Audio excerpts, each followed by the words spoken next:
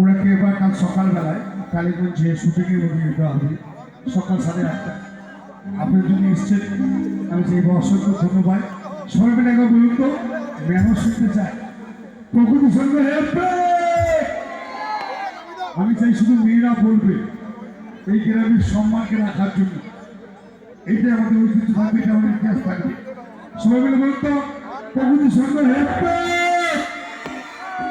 হ্যাঁ, এই গ্রামের মানুষটা খুব সুস্থ, এরা এখনো কিছুটা একটা ভাবছে, শুধু আপনার জন্য রয়েছে।